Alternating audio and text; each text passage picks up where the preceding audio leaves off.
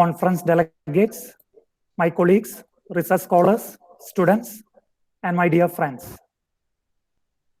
We are so happy today. For the next 2 days, we are going to have deliberations on one of the most debating topics across the globe. Global business has changed dramatically forever. How world economy is going to face this situation? Where is Indian economy is heading? We have a lot of questions in our minds and we need answers. I hope this conference, this 2-day conference will help us to understand what is happening across the globe. How global business is, how rules of the game for global business is changing. We are privileged today to have Sri Kurian Joseph, former Supreme Court Justice, to inaugurate this 2-day conference. Sir has joined us from Delhi right now. Thank you, sir, for your presence. You are the right person to inaugurate this 2-day conference, international conference. On behalf of DCMS, on behalf of everyone gathered here, I welcome you to this gathering. Thank you, sir. Professor Babu George, keynote speaker for the day. He has joined us from United States. When we requested him to join us and address our participants, he kindly agreed. And we know, sir, this is the time for you for a good sleep, and you sacrifice your sleep and you have joined us. Thank you. Thank you so much for joining us, and we welcome you to this gathering. Thank you, sir. Next, I would like to welcome Honorable Pro Vice Chancellor Professor M. Nasser, University of Calicut, who has been an inspiration for all of us in the department to organize this kind of activities. Thank you, sir, for joining us, and I extend warm welcome to you. Professor B. Johnson, Head of the Department of Commerce and Management Studies, University of Calicut. Sir is our mentor. He has been helping us to organize this 2-day international conference. Each and every aspect, he was guiding us. He was extending all the support. Thank you, sir, for your presence. I extend a warm welcome to Johnson, sir, to this gathering. Professor M.A. Joseph, our beloved teacher, rather our friend, our philosopher.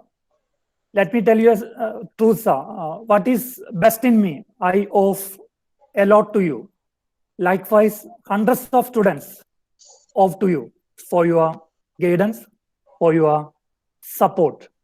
And this conference is organized to honor you, sir. Thank you for your presence. Thank you for everything you have done to your students. I extend a warm welcome to you. M.A. Joseph, sir.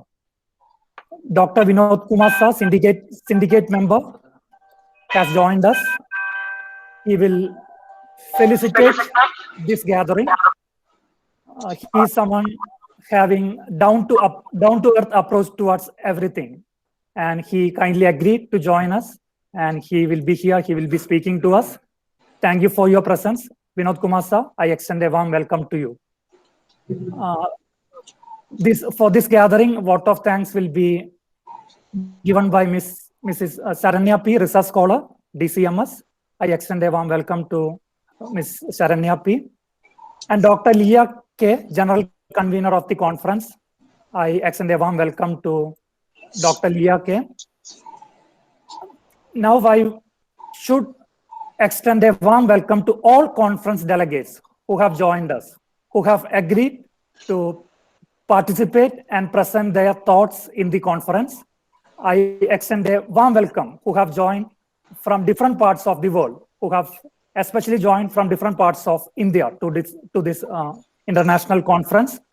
Our delegates will be debating in the afternoon in various sessions by presenting their papers. Thank you all for joining us. I extend a warm welcome to all research scholars, my colleagues, my students, and all friends who have joined right now. Thank you all. A warm welcome to you all once again. Have a good day. May God bless. Thank you. Thank you, sir. Now, with great honor and respect, I invite our head of the department, Professor Dr. B. Johnson, for the presidential address. Good morning, ladies and gentlemen. Most respected chief guest of the day, Justice Kurian Joseph. Today's keynote speaker, Professor Babu George from US, our Honorable Pro Vice Chancellor Dr. M. Nasser, Dr. Libinson, Assistant Professor who have welcomed this gathering, Dr. K.P. Vinod Kumar, Honorable Syndicate Member who will facilitate this function, the man of the day, the Honorary Professor M.A. Joseph, who is about to retire after long innings of 3 decades on 31st March 2021, Dr. Saranya K., the convener of this program, Mrs. Dr. Leah K., convener of the program, and Dr. Mrs. Saranya K., research scholar, and dear M.A. Joseph Sir's brother, Sriman Sebastian Agustin, who has been joined here. I can see you, Sri Sebastian Agustin, the younger brother of M.A. Joseph. Ladies and gentlemen, all students and teachers who witnessed this international virtual conference of 2 days organized by the DCMS family to show our gratitude and appreciation to the beloved Professor M.A. Joseph, who has been serving us for 3 decades. So as we all know that we have been organizing a series of seminars and business quiz and workshop to honor this great academician who has been with us for last 3 decades. He has successfully enlightened and directed a number of students in the proper way of their life. And as a mark of our honor and respect, today we have been organizing this virtual international conference of 2 days that will be discussing the contemporary trends and challenges in global business. As we all know that the world is getting changed. We cannot see the faces of every person if we meet one together. But as we are meeting the virtual session, we can see our faces. So it means we are folding our faces. This is also an effect of the technology. We have been undergoing rapid changes due to controllable and uncontrollable technological changes. As we are the business people, we will be interested to know how this technological advancement will affect the business. The total issues associated or confronted by the business concern can be solved only when one is familiarized with the issues and challenges and problems or opportunities that have been associated with the business units. How we can take the rational business decisions in the era of technological changes. So the changes that have been taking place around us should be known to us. Only after knowing that change is taking place around us, we can have crystal clear plans. We can make use of the technologies. The analytics can be applied. Artificial intelligence can be applied in solving all the business issues. Say, in this today international conference, we are so lucky to have the experiences of what are the business models that have been changed, what are the business opportunities that have been emerged in the China, and what are the entrepreneurial issues that have been faced by the business concern. So we can have the business concern even without any physical existence. It is an intelligence. So we can sell and we can share our intelligence and competencies. How our competencies can be modernized, how can be properly tuned, and how can be used for the well-being of the human beings. These 2-day international conferences will discuss the different dimensions related to the applications of the technology, related to the changes that take place, the different areas of operations of business concern, and how we can mobilize more technological, human, and financial and physical resources to run the business concerns very successfully. So in this session, we are so happy to have such eminent personalities across the world. So I have to make special mention about our beloved Justice Kurian Joseph. We, the Keralites, are very proud of being having such a person's physical presence. He is here to inaugurate the two-day international conference. He is a man blessed with knowledge of, say, the global law. He is not a stranger to academic field. He was the General Secretary of the Kerala University Union in the 1978. He was a board of member of Indian Legal Thought of MG University in 1996. He is the president of Kerala Judicial Academy for their 2006-2008. Sir, we are very greatly privileged by your presence, for your say consent to inaugurate the two-day international seminar. I express my gratitude for having the privilege of your esteemed presence to inaugurate this function, sir.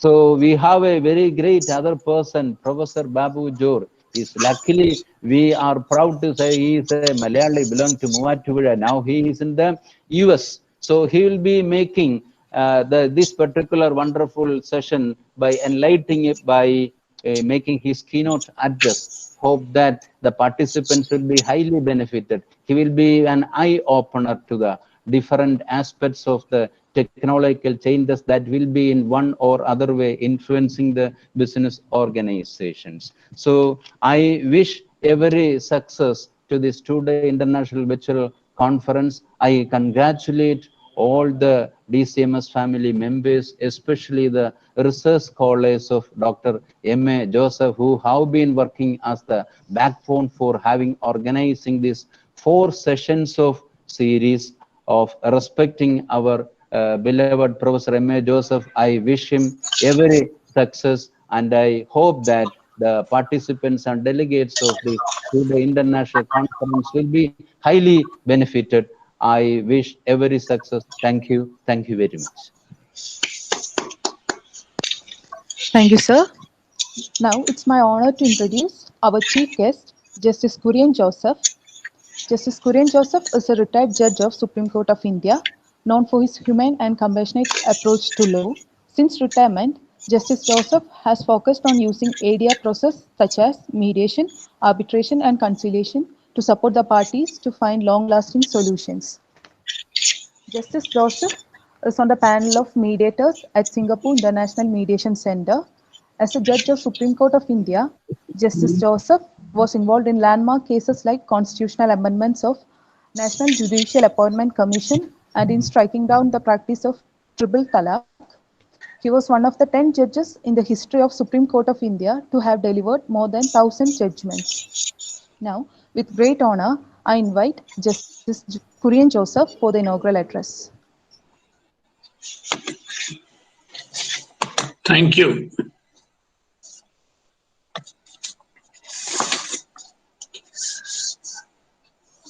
Respected Pro-Vice Chancellor of the University of Calicut, Professor M. Nasser, Head of the Department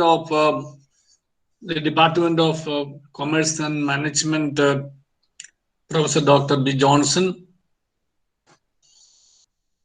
Dr. Babu George, Dr. Vinod Kumar, and the man of the day, Professor Dr. M.A. Joseph. You must be wondering as to how I could be a part of this program. That's only because of my personal connection with your beloved Professor Joseph. We happened to be together in when I was in Kerala and in Kochi. We were together working in PIES organizations. And one such PIES organization was the Little Flower Mission League, a Catholic PIES organization there. We used to engage in various spiritual and social activities. And he, along with his brother Sebastian, I was not that close to Augustine. Of course, Sebastian and Joseph, both of them were very close. We were moving together, and I had noted the intellectual potential in this your beloved Professor Joseph. And as I had a dream about him, he fulfilled that dream in the sense, he became a great academician, a great mentor, and a great guide to all of you. I'm so happy to note that, he has been a real guru. A guru is not simply one who teaches or who guides. A guru has two main roles, according to me. One, he should be in a position to remove the darkness in the minds of his disciples. For that, he should have light. He should be a light. Unless the guru is a light, he will not be in a position to remove the darkness in the minds of the disciples whom he is grooming. Joseph proved himself to be a real source of light, and he was actually removing the darkness in the minds of his disciples. That's why he became so beloved, so loving, and so affectionate. The second meaning of guru is the one who helps others to manage the unknown. Yes, particularly in business management. Managing the unknown is a very important task.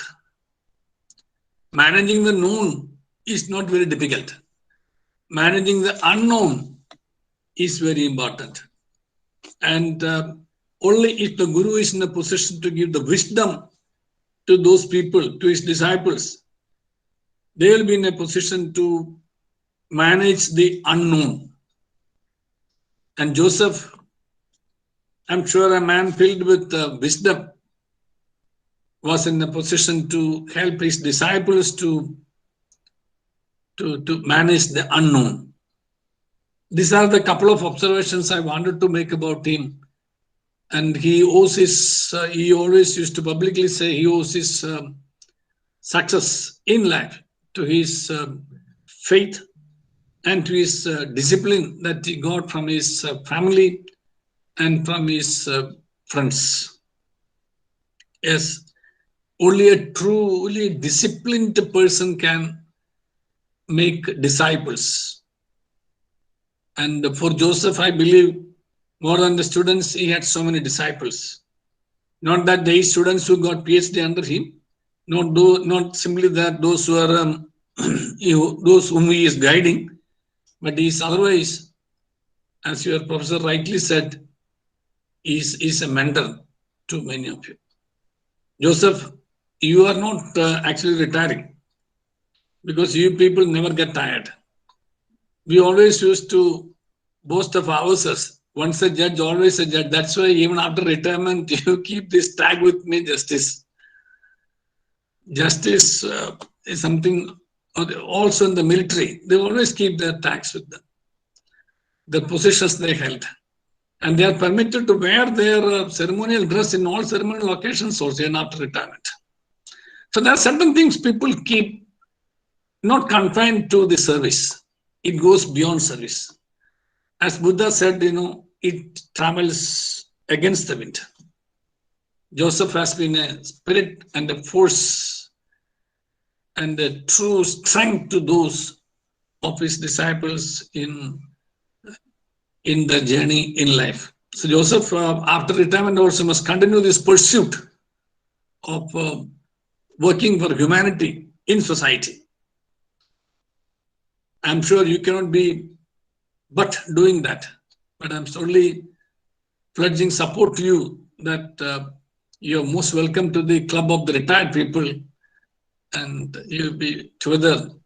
I'm sure we'll be in a position to continue to guide the society without what you call the riddles of the service, and we'll be able to do much better service to the society even after retirement.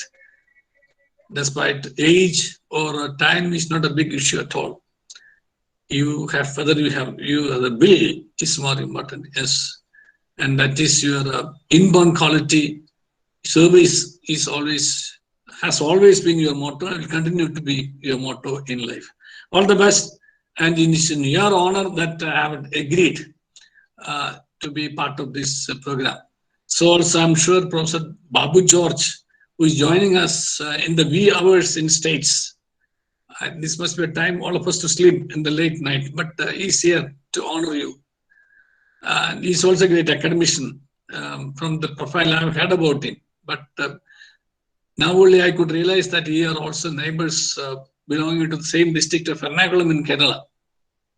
Good to see you, Professor Babu George, doing great service, being an ambassador of the country in United States. And I could also get in touch with Dr. B. Johnson today. At the beginning of the program, we were just chatting, and we grew in admiration with each other. So I see quite a lot of friends of the program here. And I would also like to greet all the participants.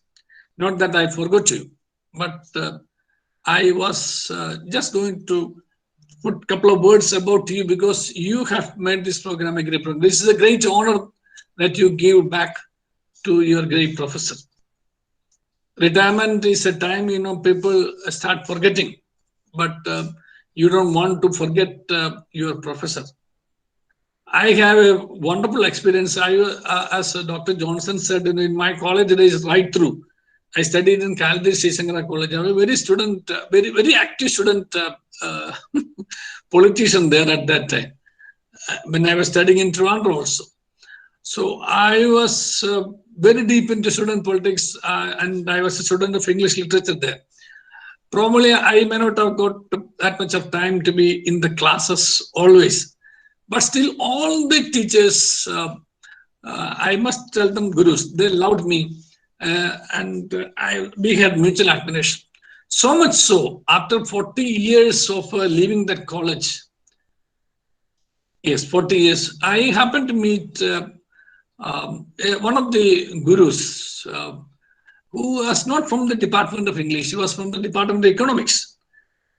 He has not taught me, but all the teachers had great love and appreciation and warmth to me. And I see it as a blessing in my life that I have received these blessings from all my teachers and definitely, of course, parents.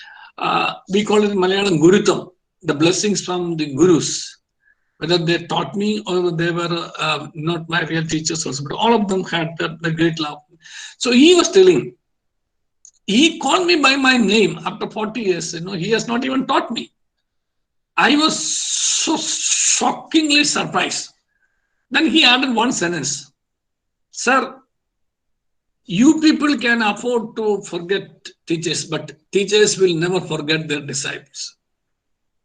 I was literally into my tears when listening to this. You people can forget teachers, but the real teachers will never forget their disciples. One who has not even taught me, one who has not met me within for 40 years, but after 40 years, just met me casually in some other occasion, he just addressed me, Kurian Joseph. I was so surprised. Then these words actually touched me. This is actually the bonding between the guru and the disciples. So my hearty congratulations to all of you, the participants, the organizers of this program, and the real students and the students, the disciples of these great warriors, the gurus. Having said that, I'm called upon to speak on a subject rather inaugurate. Speaking will be by Professor Dr. Babu George. I confessed rather to Professor Joseph that I'm not a businessman. See, in Supreme Court, our daily cost list comes with the word, the title, business for the day. So when I joined the Supreme Court in 2013, I wrote a letter to the Chief Justice saying that it's not proper to write business because we are not doing any business in Supreme Court.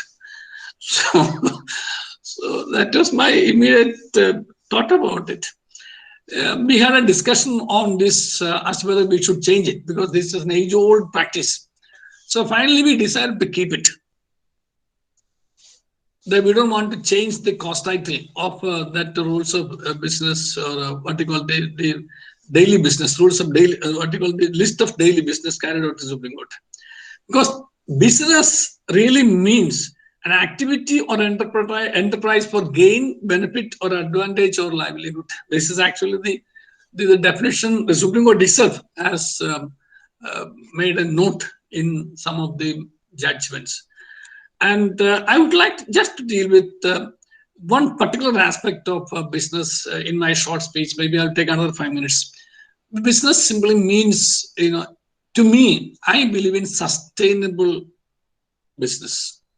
So what is this sustainable? Sustainable business means sustaining whom? Sustaining the generations, sustaining the human life, sustaining the nature, sustaining the livelihood. So the sustaining one's own livelihood, sustaining the humans, sustaining the nature. I put it in three broad contours of this aspect.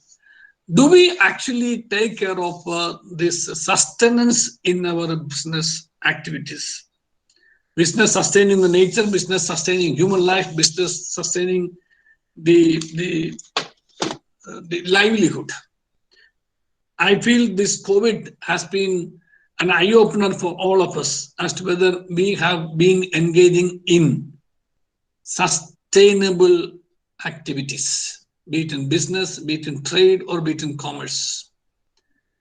We have almost become blind on our craze, or a selfish craze for a selfish motive for profit.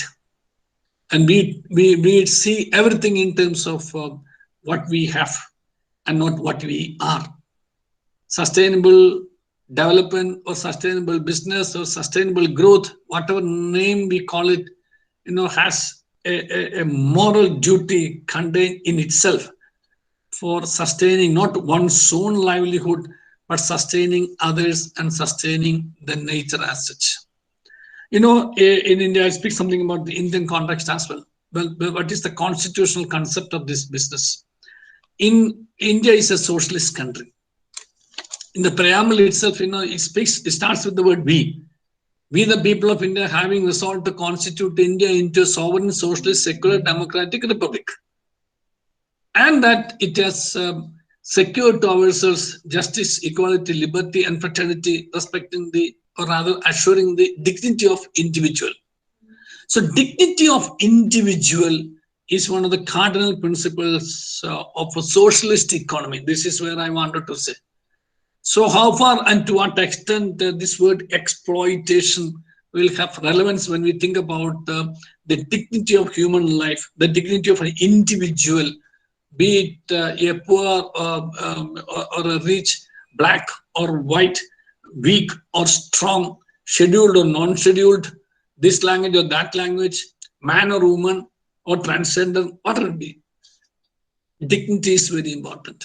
But in our business activities or business relationships or business endeavors, do we actually respect this dignity of the individual despite the country being a socialist country? And socialist, I'll give you a beautiful extract from one of the judgments. The principal aim of a socialist state is to eliminate inequality in income and status and standard of life. The basic framework of socialism is to provide a decent standard of life to the working people, and especially provide security from cradle to grave. This, amongst others, on economic side, envisages economic equality and equitable distribution of income. Economic equality and equitable distribution of income, and also elimination of inequality in income, status, and standard of life. These are actually the key words as far as socialism is concerned. And to practice any profession, carry on any occupation, trade, or business is a fundamental right in the Constitution of India. Fundamental right means nobody can touch on that right. It is enforceable in court of law. That's fundamental right. So business finds a couple of many places. Yes, not couple of places. Many places this expression business finds a place in the Constitution of India. And practice any business is actually a fundamental right guaranteed to the citizens of this country. But this is subject to a reasonable restriction. What is this reasonable restriction? That says, under Article 19. Article 19 is the freedom to do any business. Freedom of speech and expression is freedom. 91A. It starts and comes under G is the practice, any profession, trade, commerce, or a business is your fundamental right. But Article 19.6 says, this does not mean that your freedom is absolute. It is subject to reasonable restrictions. What are those reasonable restrictions? Those reasonable restrictions are in the interest of the general public. The interest of general public means, in terms of the public interest, your freedom to do any business can be regulated. And this finds more expression in part 13, in Article 302 and 303 and 304, where the state, the nation can introduce restrictions. Parliament may by law impose such restrictions on freedom of trade, commerce, and intercourse between state and another in the public interest. 304 also uses the word public interest. Therefore, public interest is one of the key factors which any businessman or be it a state or an individual businessman has to keep in mind while engaging in business, because we have to respect human life. We have to respect the dignity of the individual. That means, there are limits and limitations, or rather restrictions. It's not actually absolute or unguided or unbridled. It is subject to reasonable restrictions in terms of public interest. Having said that, let me also touch on this fundamental duty, and then I'll stop it. My couple of minutes only I have left now. See, fundamental duty is one of the very important chapters in the Constitution of India. And one such a fundamental duty which is relevant in the context we are speaking now is that's under Article 51A. He says, it's under the fundamental duty of every citizen to protect and improve the natural environment, including forests, lakes, rivers, and wildlife, and to have compassion for living creatures. Yet another one is to develop the scientific temper, humanism, and spirit of inquiry and reform. And the last one I would like to touch is to strive for excellence in all spheres of individual and collective activity, so that the nation constantly rises to higher levels of endeavor and achievement. So my dear budding educationists and businessmen, I would only like to remind you that while we are engaged in business, trade, or commerce, we owe a duty to the nature. We owe a duty to the nation. We owe a duty to our fellow citizens. We owe a duty to respect the individual's dignity. And it's actually a right that everyone has. Justice, equality, liberty are actually rights, but fraternity is duty. And this duty, if we forget, the consequences are beyond imagination. That's one such consequence. Actually, I feel we are witnessing now in COVID-19, how selfishness in business, trade, or commerce, can take people to the such what you call depths. It's not height; it's actually depths. So, congratulations to all of you. Let us be always mindful of our duties, not simply our rights, and not simply our motives. Motives and rights, good, but let's also be mindful of our duties. And this is the right occasion to remind you, as Dr. Abdul Kalam always said, to strive for excellence in all spheres of individual and collective activity. You are actually honoring a person who has excelled in his activity, individual and collective activity. Individual as a teacher, as an educationist, and collective as a teacher in organizing life of people, not simply teaching you, but yes, organized your life, helped you to be systematic and orderly in life. Keep it up. All the best to you. God bless you. Yeah, again, with these few words, I inaugurate this international seminar organized by the Calicut University in honor of the Department of DCMS in Calicut University in honor of your great Guru Joseph. God bless you. Thank you, sir. Now I invite Dr. M. Nasser, Honorable Vice Chancellor, University of Calicut, for the special address.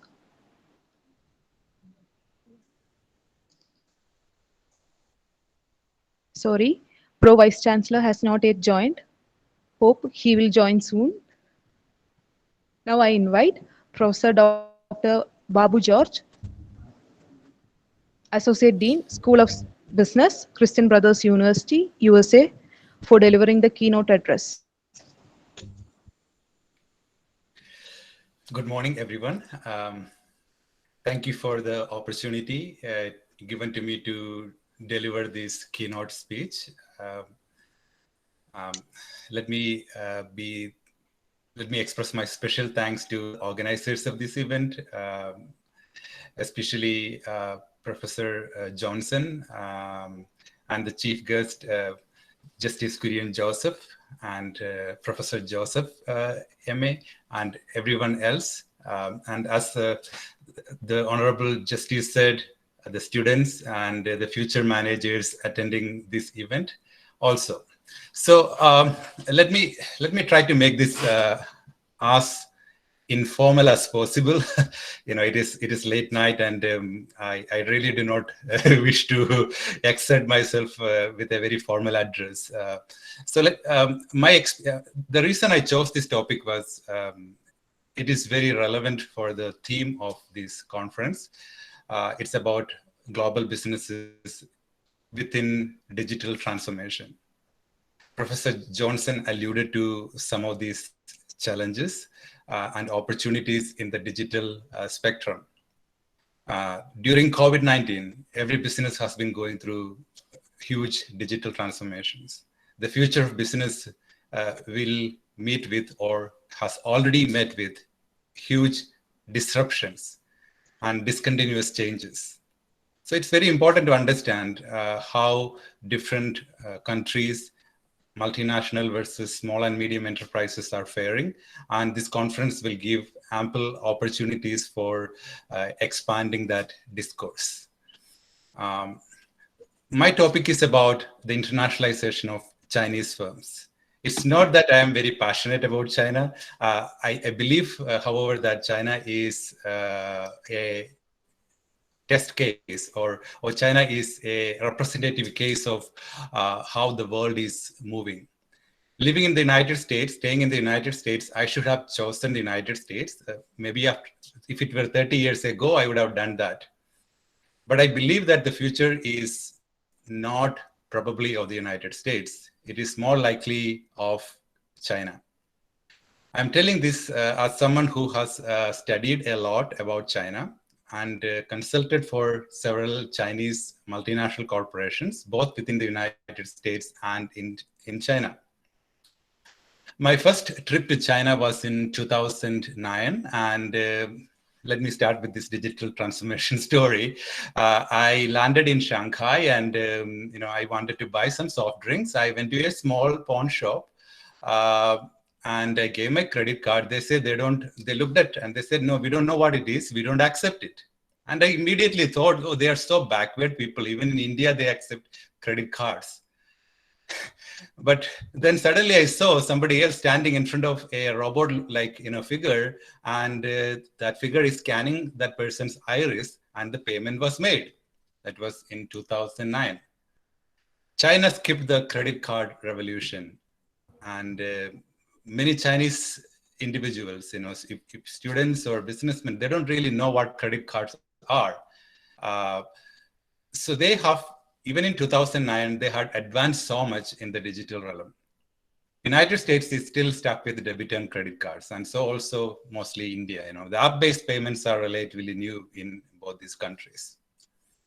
So China has made a lot of strides, and it is probably a good case study for countries like India to investigate.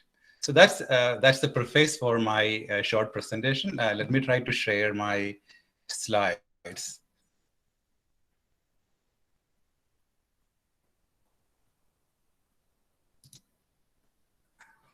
second.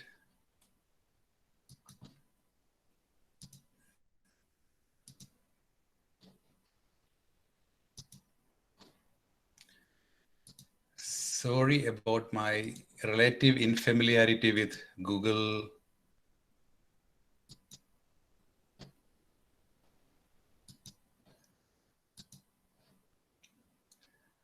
For some reason, I'm not able to share my PowerPoint.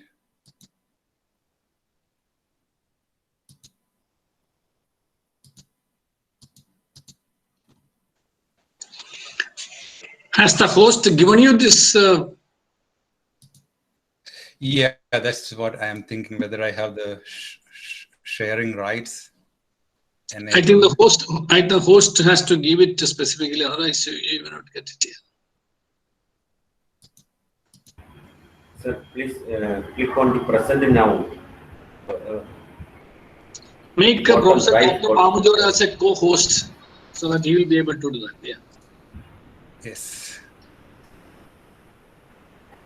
At the right bottom, there's a link box called Yeah, I can see that. I can see that.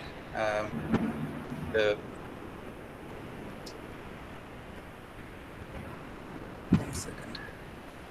Okay, it's coming now. Can you see my slides? Yes, sir. Yes. Okay, very good. So, right, yeah. The title of my presentation is The Emergence of the New Chinese World Order, the Role of Chinese Multinational Corporations. So I was talking about my experiences and experiments within China. I had been coming and going to China, and I have lived in China continuously for 1.5 years. Primarily as an academic administrator, but I also consulted during that time for several Chinese corporations.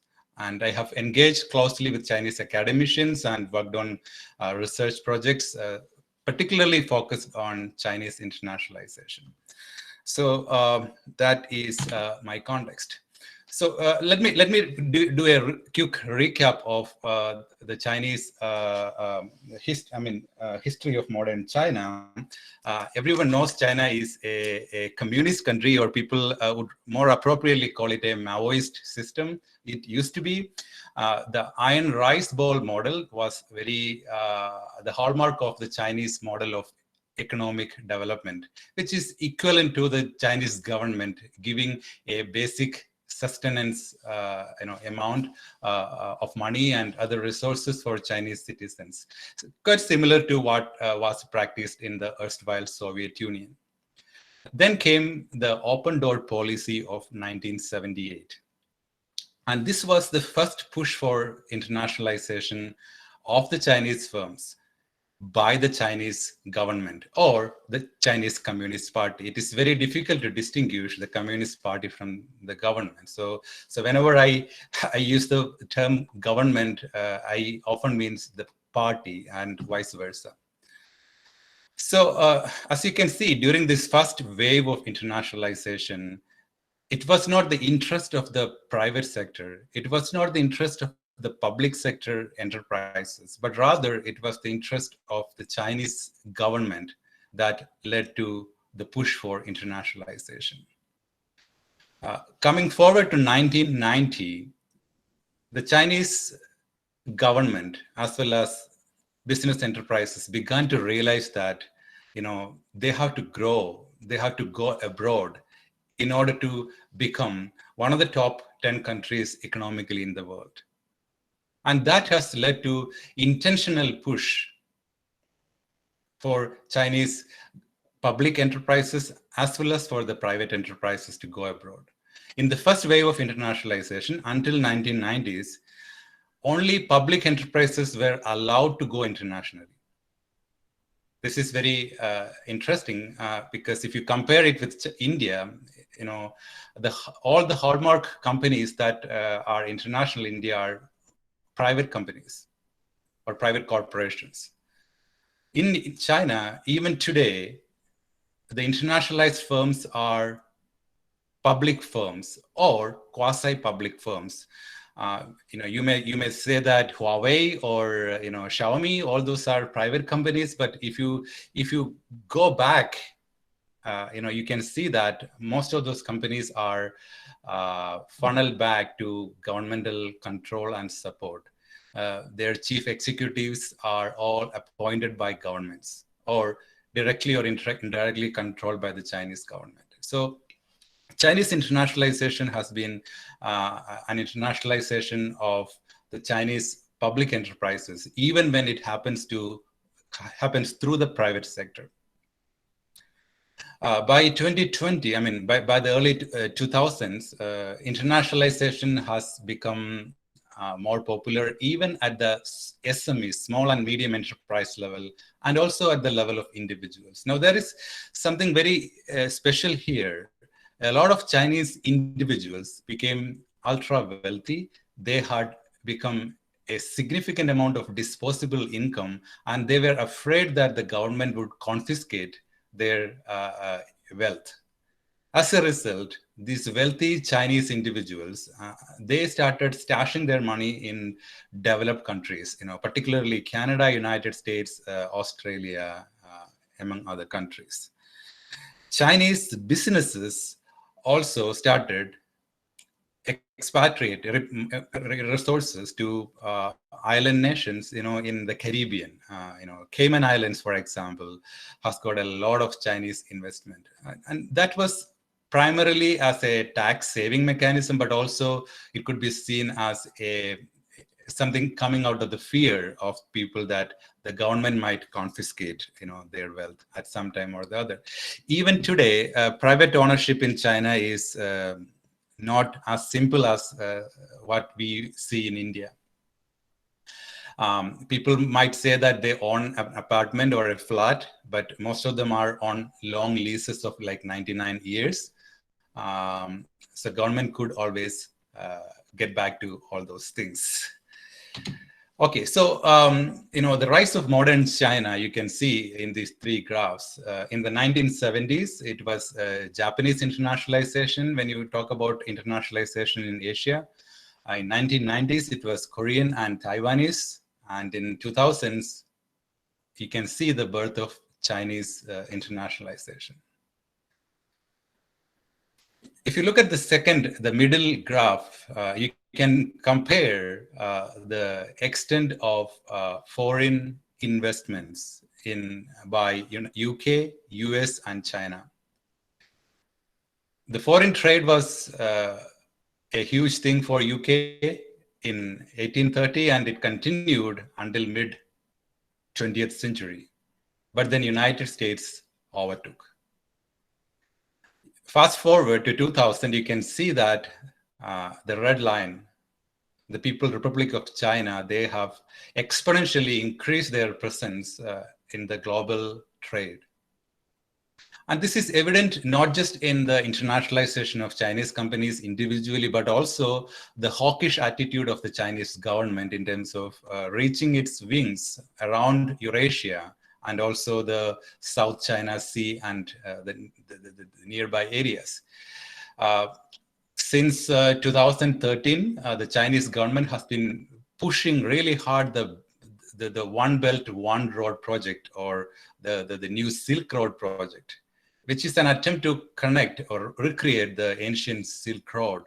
And along with that, the Chinese government is also driving the development of a maritime Silk Road. You can see on the third graph all those things.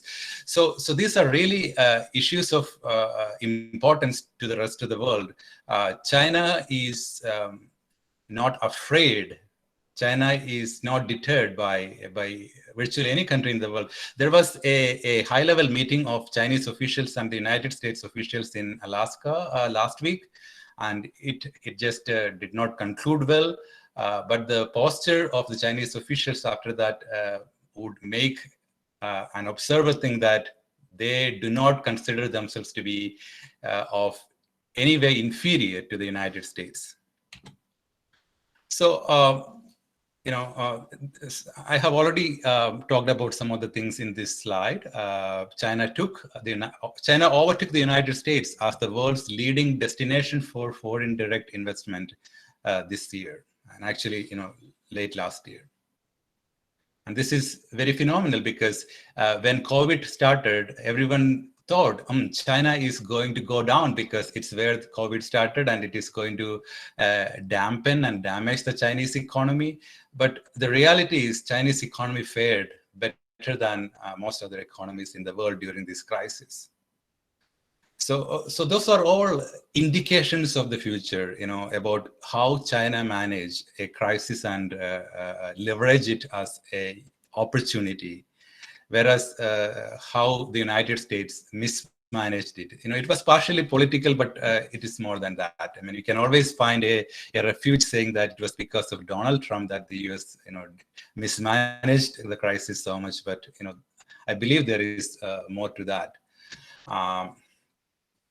So the Chinese interest abroad had a decline sometime around 2013, but that was not because the foreign countries did not want the Chinese investment. It was because of the fear of the Chinese government that the capital is leaving the country.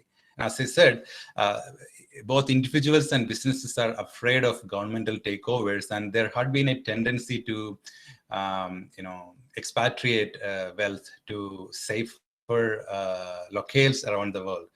By 2013-14, the Chinese government started clamping down on this. So if there was a decline in the foreign direct investment activities of the Chinese government, that was only because the Chinese government did not want, irrational outflows. That was the phrase that the government used. We don't want irrational outbound foreign direct investment. China heavily leveraged Hong Kong until recently as a means to attract foreign capital, and also as a means to spread the Chinese capital around the world. For example, Chinese companies could start a subsidiary in Hong Kong that would enable them to, list their shares in foreign stock markets, whereas it is so much more harder for a Chinese company to be listed in, say, NASDAQ or New York Stock Exchange without a presence in a judicial system like Hong Kong. But what happens is more recently, Hong Kong has been more and more part of China, and foreign countries are reluctant to consider Hong Kong to be independent anymore. And as a result, the Chinese capital is now looking for other tax havens. I specifically mentioned the Caribbean islands. So, this is China's outbound investment. And as I said, it took a break sometime, but then it hiked again. The COVID year sees China beat US for FDI inflow. I talked about it, but this is kind of a graph. It shows real numbers. You can see that the United States is on a downward slope coming to 2020, whereas China, even though it is not accelerating so fast, it shows a sustained progression in terms of the inflow of foreign direct investment. So at this stage, I think it's good to make a quick comparison between India and China in terms of trade relationships. The trade in goods between China and India, the latest statistics I have is for 2018. You can see the huge difference between India and China. The total exports from China to India is $75.5 billion, whereas from India to China, it is only $16.6 billion, a massive difference. And China exports to India electronics, chemical products, metals, textiles, plastics, and rubber, whereas Indian exports to China are mostly primary goods. I mean, the only thing that needs intellectual sophistication, knowledge intensive is electronics and machinery. But China is not exporting, China is not importing from India anything that is advanced from a knowledge perspective. So when we think about the Chinese multinational corporations, the names that come to the minds of people in India are, Alibaba, Tencent, Hisense, Lenovo, Huawei, Xiaomi, all those. But, those are really big Chinese multinational companies, but there are more to the story. Think about CNPC, Chinese Petroleum and Chemical Corporation, or Sinopec, or, some of the companies you can see on this slide. Their revenues are in multiple billions. And you can imagine this is in a country where there is heavy control and command structure still going on. So all that said, Chinese multinational companies have become more diverse recently. Initially they were very focused on primary industries like minerals, petroleum, mining. Those were the focus areas of the Chinese multinational companies in the early, in the 1990s and early 2000s. But more recently, you can see that the Chinese MNCs have started diversifying into different industries and into different geographies. When I talk about geographies, there is a big difference when it comes to geographical expansion of Chinese MNCs versus that of any other country, including India. The Chinese expansion is not often driven by profiteering, profit motive, but Chinese multinational companies often act like an arm of the Communist Party, the Chinese Communist Party. So the political considerations, geopolitics, that play a very major role in the determination of where the Chinese MNCs go abroad, or in what kind of industries they invest. There has been a lot of controversies about Chinese investments in high tech in Europe, North America, and even in India. I'm probably not going to take a side because I don't know whether it is true or not, but there has been a lot of talk that the Chinese government has got backdoors into the information that these companies, these firms gather. So it is all purpose driven, and you can find the deep and long arm of the government in Chinese internationalization. There is increased private ownership, although still government controls those corporations indirectly. I have a small slide. I have a slide coming up about Alibaba. You can see what happened to Jack Ma, the CEO of Alibaba. So the motive, when it comes to the motives of Chinese companies, the primary motive still is the acquisition of natural resources, because China has a heavy export-driven economy. In order to export anything, China needs to have raw materials and natural resources. And China's focus is to get those natural resources from, primarily from African continent and, Central and South American continent. Market development is one part of the Chinese internationalization, but not really high on the agenda. They want to expand to developed countries in Europe and North America, but that is not the primary motive for internationalization. The most important motive for internationalization is strategic asset acquisition, particularly advanced technologies. Now, in the earlier days, there has been, gossips and talks that Chinese companies steal intellectual property rights and patents, which is largely true even today. However, it is not merely that they are stealing the know-how, they are also stealing the know-why. The reason I'm saying this is, we in India have a tendency to look down upon Chinese businesses and Chinese innovations as copycats, which is not true. China has made so much more strides in some of the high-tech areas like artificial intelligence, or even in communication technologies. 5G was deployed in China so much before it happened in the United States. The space exploration. China now has a larger navy than the United States. So it's not merely that China is copying from other countries. China is also investing heavily into original research. And it is to the peril of other countries to look down upon. I mean, to neglect these events that are happening in the background. China also has an interest in acquiring top talent. There is a slide coming up wherein I say that it is cheaper to poach talent than poaching the, intellectual property rights and patents. So China offers lucrative salaries for, employees of high-tech firms in other countries. So, that is one way by which they establish, they start their own original research and product development. I'm sorry, I'm going a little faster because I need to finish within the time allocated to me.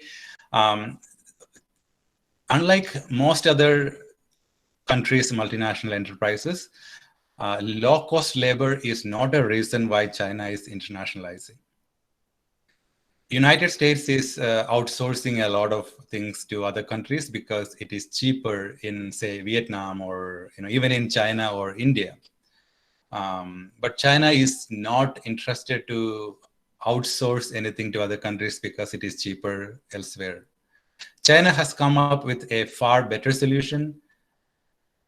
They have invested heavily into robotics.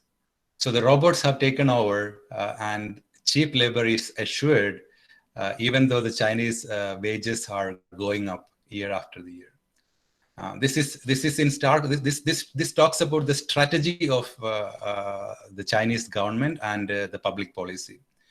In other countries, wages determine popular support. If wages do not go up, people are unhappy. If employment is gone, people are unhappy. But the Chinese focus is create wealth for the nation. And the belief is that if the nation is wealthy enough, it could take care of citizens, whether they are employed or not. And when people are not forced to work, they become creative. When people need not work to earn a basic living, they become more creative. And this is precisely what China wants in the 21st century. They do not want, on the one side, Chinese government is controlling and do not give a lot of respect for individual liberty and right.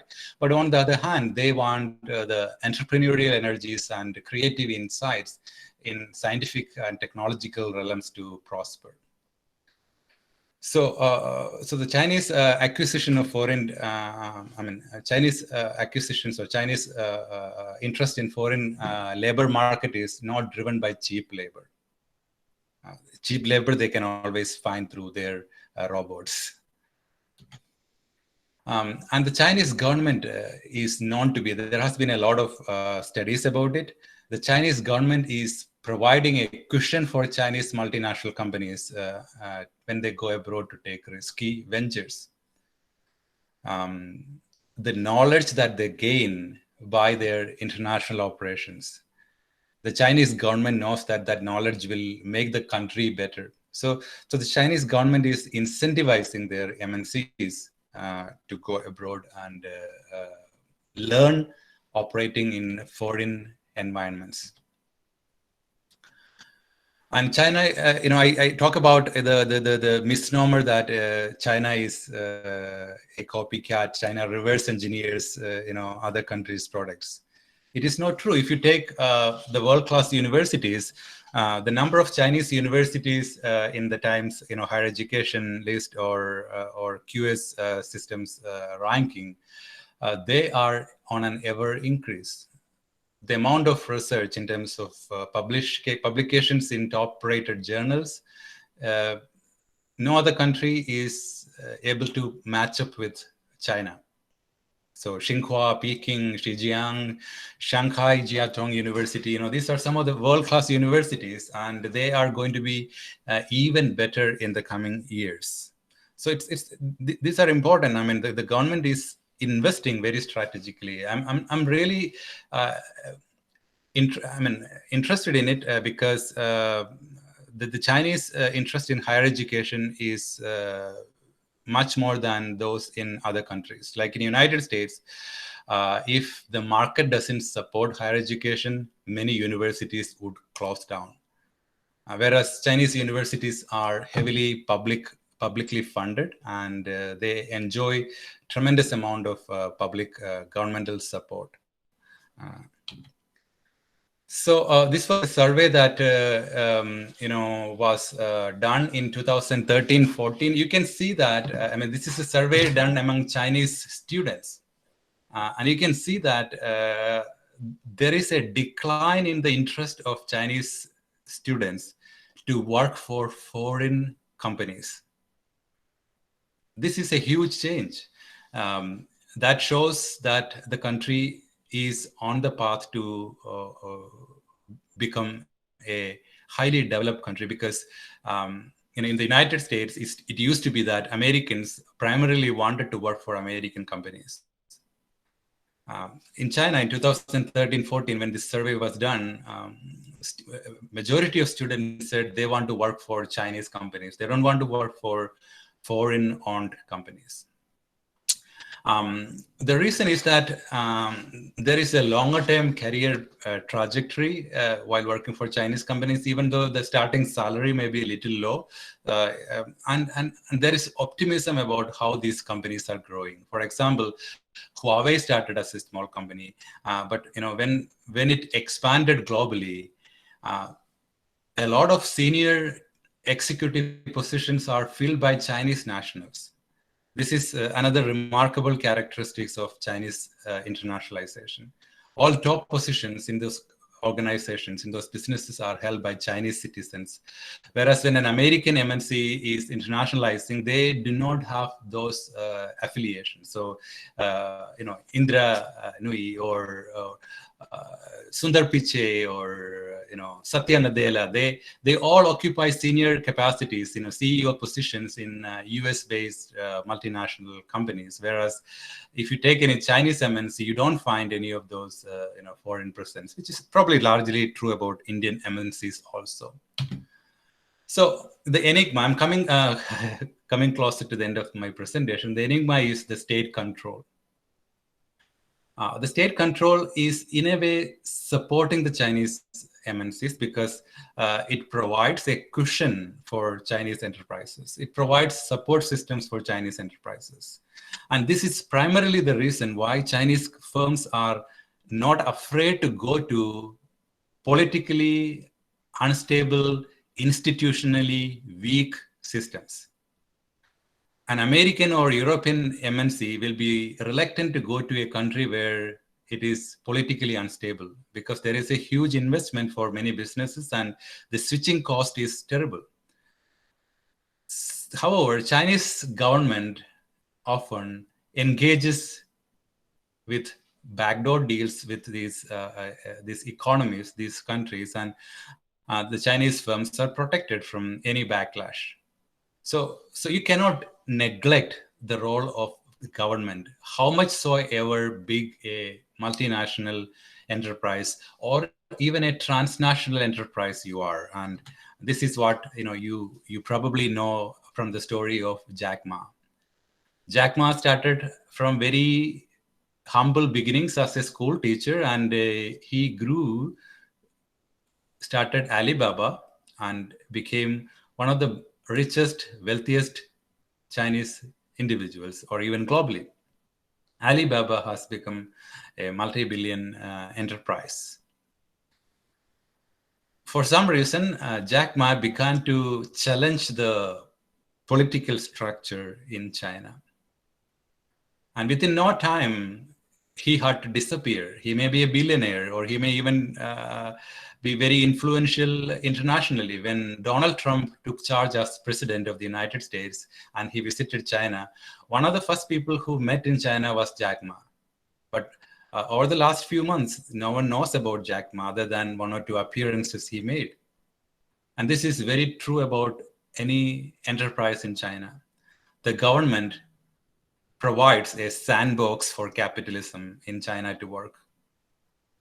There is capitalism in China, but the capitalism is working, functioning effectively within a sandbox given by the Chinese government and the party structure. Anyone, even if you are a billionaire, if you challenge it, you do not really have a way to survive there. It is true even for foreign corporations. Google had to withdraw from China, and several other, companies. So can we neglect China? We cannot neglect China. China is the top #2 consumption market in the world. It will soon become the top #1. China is a rising source of global innovation. I said, China is not merely copying other countries' products. China is originally innovating. China has invested heavily in transportation, world-class airports, world-class seaports. China has invested in in harbors and ports around the world, including our neighboring Sri Lanka. Some of the largest ports in Sri Lanka are now controlled by China. In Pakistan, and in the Caribbean, Jamaica and many other countries have got massive Chinese investment in terms of infrastructure, transportation, and supply chain infrastructure. And the talent capital. 10 years ago, Chinese students were not known to be intelligent, creative, innovative, but the government has unleashed a lot of creative energy over the past few years. And China has been supporting a lot of Chinese students to go abroad and study, particularly in the United States and developed countries like Germany. And part of this process part of this investment is also related to developing intellectual resources. Some would also call spying for the government. Of course, these are largely allegations. We really do not know a lot. But the government has been funding Chinese students to go abroad and study at a scale which is unimaginable for most other countries in the world. So this is my last slide. Despite whatever I said, China is still an enigma. It's a labyrinth. It is difficult to disentangle. That makes it even more important for anyone to study it. There is no way we can exit and escape understanding China. I hope I made my presentation within the allocated time. Thank you for your patient listening. I'm happy to answer any of your questions. Thanks once again. Hello, good morning, Fernando. And this was the vibrant and excellent discourse by Dr. Babu George, the professor and associate dean of School of Business, Christian Brothers University of USA. And while introducing his topic, that was the Chinese MNCs and the new world order, our comparer didn't read the biodata details. So I now request the comparer so as to make the biodata. Over to comparer. I would like to give a brief profile of Professor Dr. Babu George. He's Associate Dean, School of Business, Christian Brothers University, USA. He's an academic administrative professional with a global footprint of work history, highly cited interdisciplinary business researcher, and a management consultant. He's a reflective practitioner and a grounded theorist. He has extensive consulting experience in higher education, hospitality, banking, healthcare, transportation, telecommunication, retail energy, agriculture, and manufacturing. He has country-wide specific expertise on higher education management issues in India, China, and US. His qualifications are PhD in Management Studies, Doctor of Business Administration in International Business and Marketing, EDS in Educational Leadership, Masters in Tourism Administration, and Bachelors in Electronics. Now, delegates are given a few minutes for the discussion.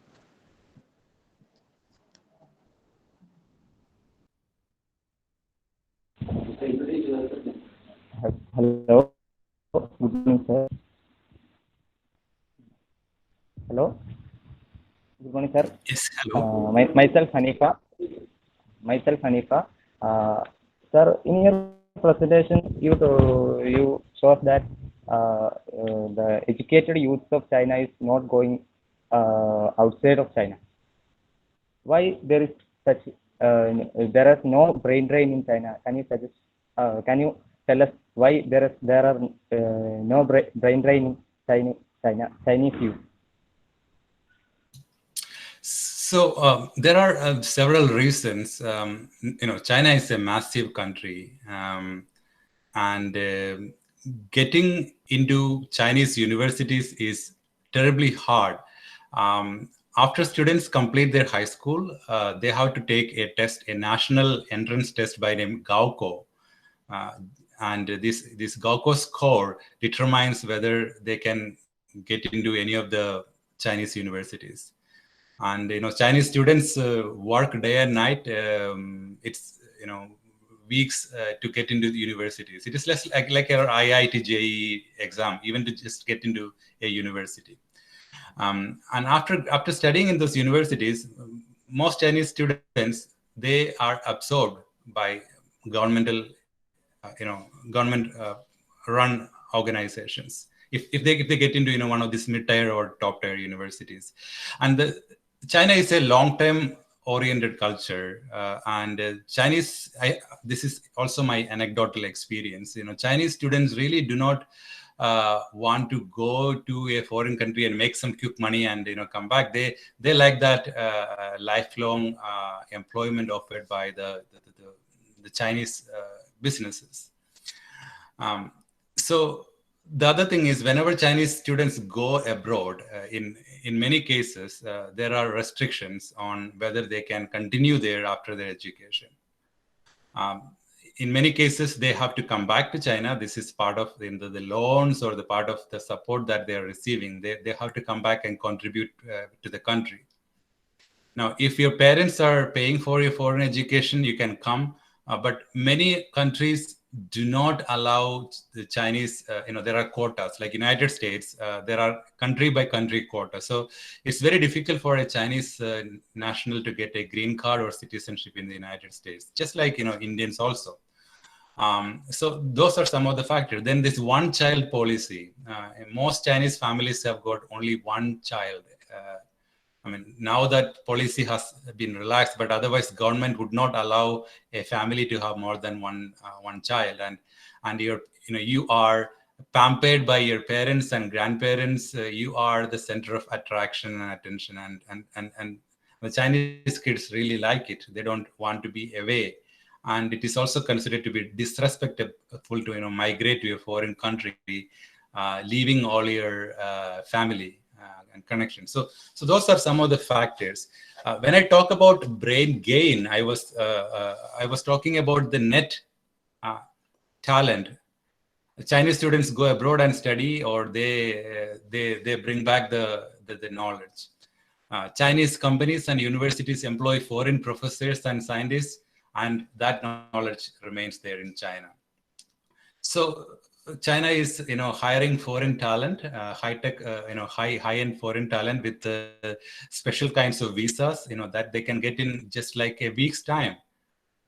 There is a special talent visa you can get in a week's time. Whereas in India, if a foreign national is applying for a visa, the bureaucracy would take its own toll. Especially, I'm talking about the work visa, not the tourist visa. So all those things contributed to this, and foreign researchers. And if you are a foreign academician and if you find job in a top-tier Chinese university, they give you a huge amount of seed grant to start kickstart your research. In Indian rupees, it might go to 20-30 lakhs rupees. So those are intentional investments by the Chinese government to boost intellectual activities.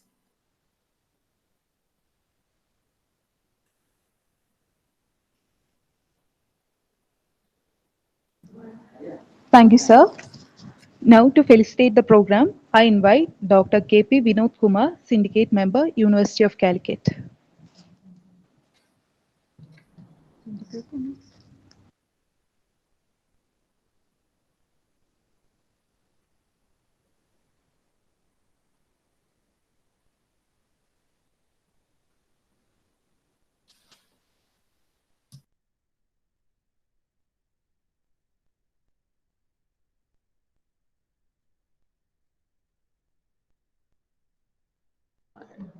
Dr. Vinod Kumar?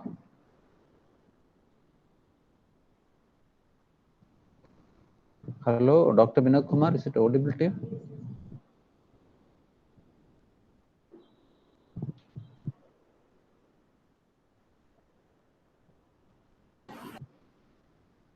I think there is some network problem with Vinod Kumar, sir. Vinod Kumar, sir, can you hear?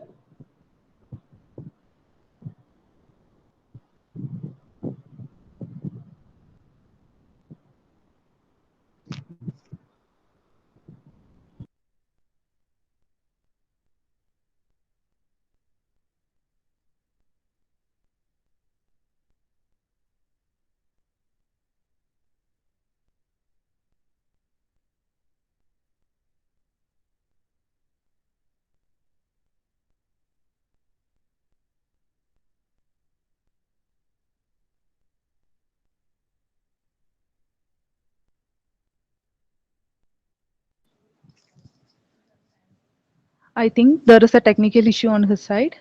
Now I invite Mrs. Sharanya P., Research Scholar, DCMS, University of Calicut, for delivering the vote of thanks.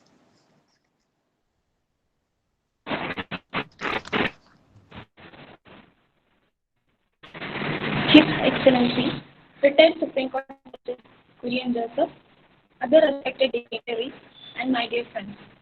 It is a great honor to deliver vote of thanks for the inaugural session of this international conference on contemporary trends and challenges in global business, which is organized in recognition of our retiring teacher, Professor Dr.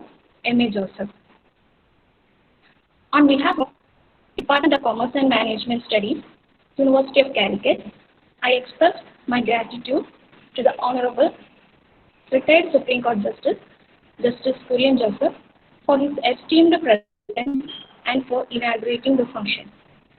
My deep gratitude to the keynote speaker, Dr. Babu, Professor and Associate Dean, School of Business, Christian Brothers University, USA, for gracing this occasion by providing insights on the topic, the Chinese Supremacy and the New Chinese World Order. I also thank the respected Head of the Department, Dr. Bill Johnson, for his continued support and encouragement towards this event. I thank conveners, Dr. Leah K., Dr. KB, and other committee members, and each and every person behind the conference. Finally, I thank all the participants for your cordial cooperation and making this event a resounding success. Thank you.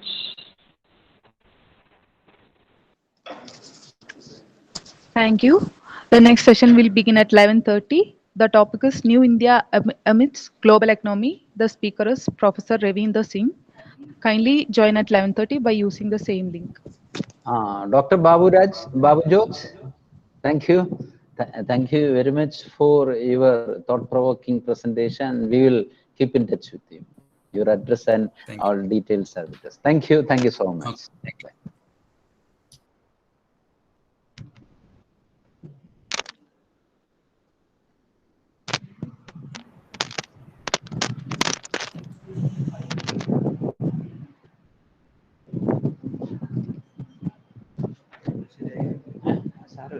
അടുത്ത എത്ര മണിക്കാണ് തുടങ്ങുന്നത്?